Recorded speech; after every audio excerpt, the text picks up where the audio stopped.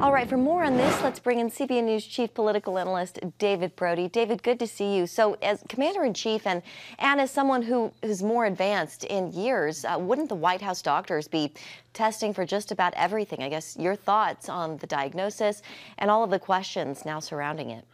Yeah, you would think, Jenna. I mean, look, this just in, he was president of the United States. Aren't you running a full battery of tests? It's so many unanswered questions, and that's a big one for sure. He's not just kind of like a normal guy going to have a regular doctor visit, which, by the way, even if he was a normal guy, at that age, going to a doctor visit, of course you're going to screen for that.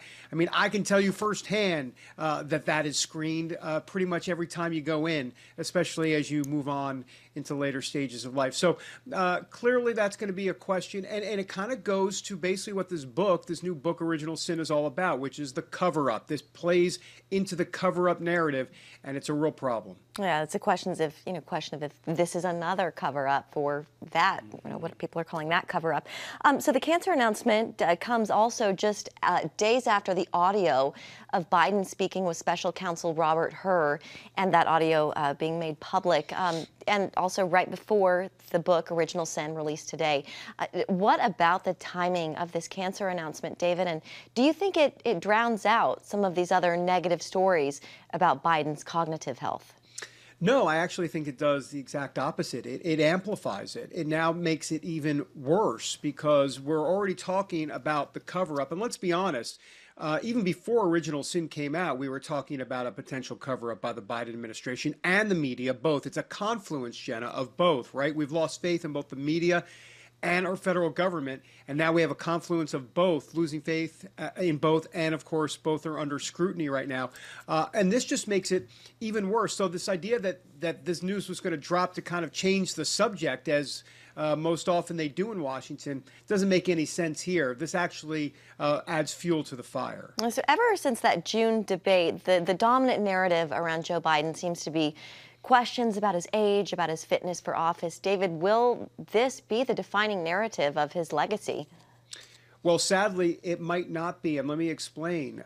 Look, there have been questions about mental acuity and fitness, but the deeper issue here, Jenna, is integrity and honesty.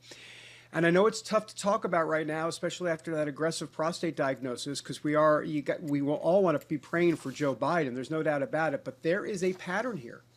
There's a pattern of dishonesty. I mean, remember, he stopped running for president. He had to drop out in 1987 because of a plagiarism scandal, plagiarizing a law review article in his first year of law school.